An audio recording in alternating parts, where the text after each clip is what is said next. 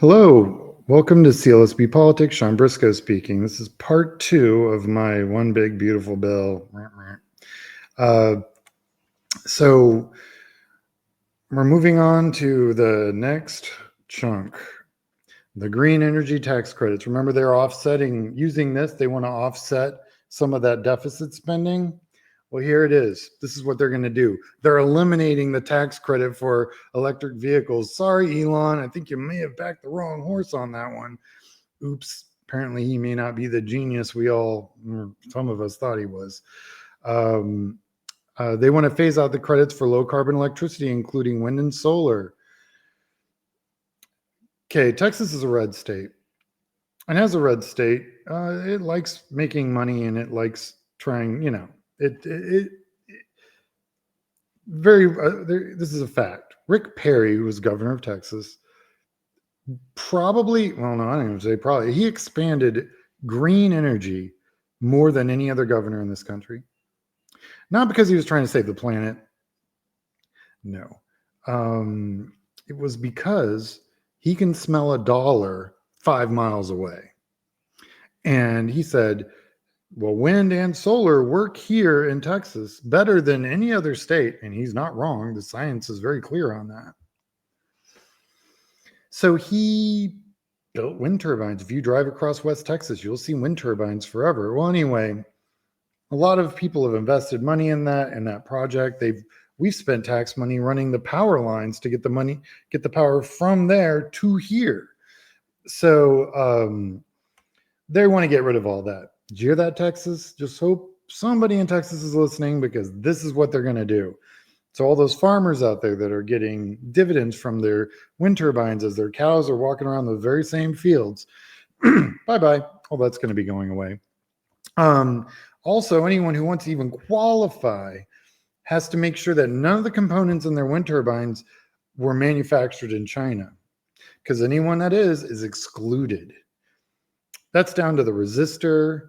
That's down to just even the most basic component, the copper used in the actual, dynamo itself. So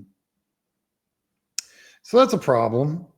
Sorry, Texas. Wah, wah. Guess we're not doing that anymore. I'm sure that my friend Chip Roy, who thought that the cuts for green energy weren't enough, probably should go look and see where some of the revenue of Texas actually comes from. And just so you guys understand, for every 5 wind turbines, that's one job. And I'm not talking construction, I'm talking maintenance. So that's a huge job creator in rural Texas.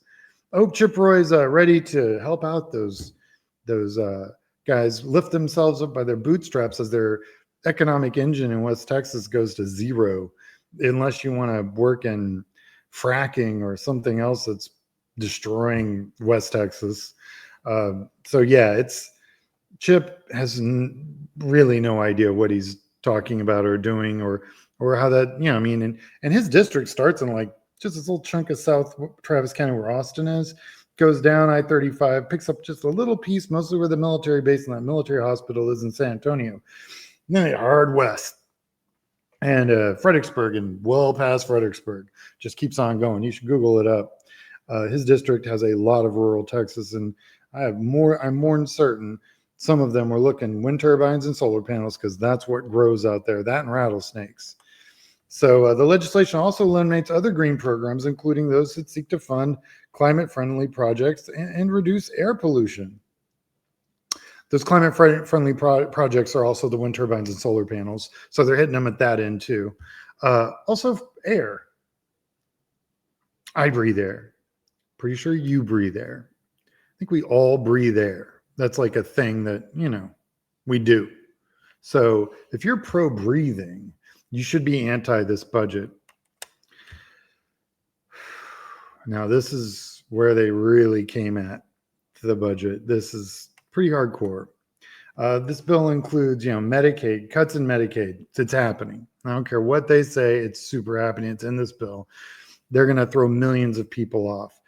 Millions of poor people, millions of rural poor people are going to be thrown off Medicaid. Now, you can understand Medicaid funds rural hospitals in this country. The majority of their budgets are related to Medicaid and Medicare, which will not be able to pick up then. So that all goes away too.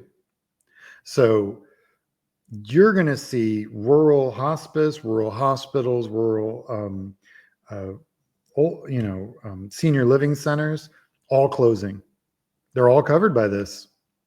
Also, fun fact, they are one of the best employers with the best salaries you can get in rural Texas.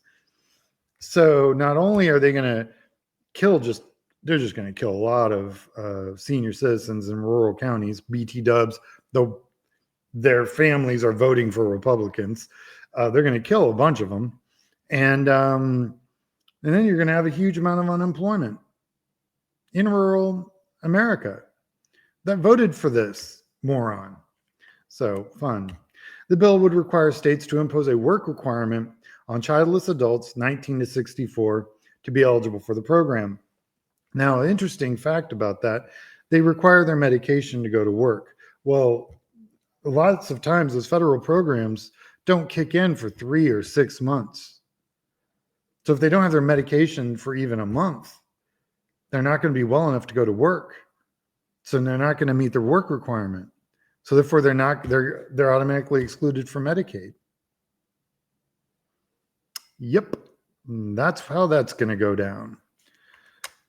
They'll seek to shorten the enrollment period for the Affordable Care Act. So let's assuming you can even afford insurance. They're going to make it's going to be down. They will make it as small as possible so they can drown it in a bathtub. They have the ACA is something they've never had the balls to get rid of. They almost got rid of it. McCain saved it. Good, thank you. Wherever you are, Maverick, thanks. Also, you notice they're not trying to repeal the ACA. Somebody did math on that. They knew that they'd get completely gutted because the ACA bankrolls, again, rural hospitals and senior living centers and hospice. And that's where all their votes come from. Medicaid and healthcare reform on key pieces of a significant portion of the bill, found more than $800 billion in savings over a decade. It's $80 billion that they're hoping to save per year by throwing people off of Medicaid. So the Republicans are pushing. Some of them are like 800 billion. That's not enough. 1 trillion. They love the T word. That's their new favorite word is trillion this, trillion that. And we have another trillion we're going to talk about when we talk about what in part 3, when we start talking about how much they want to spend on defense, which would be a record. And we'll get into that. But they want a $1 trillion cut for federal spending alongside the tax piece. So Medicaid's going to take a bigger hit. So just to be clear, so far, they've given they're going to shut down all the rural hospitals, largest employers and best employers in their counties. So those people are not going to have jobs. So they're not going to restaurants. So all those tips that the service industry was going to save because they weren't getting taxed, don't have to worry about that because they're not getting tips because those restaurants are going to close. You see how it like cascades through when you have like the biggest employers in rural Texas, in counties between Dallas and Fort Worth and between San Antonio and Houston, prisons and hospitals and senior living centers. 2 of those are gone. That prison one, though, we're also going to talk about. That'll be in part 3.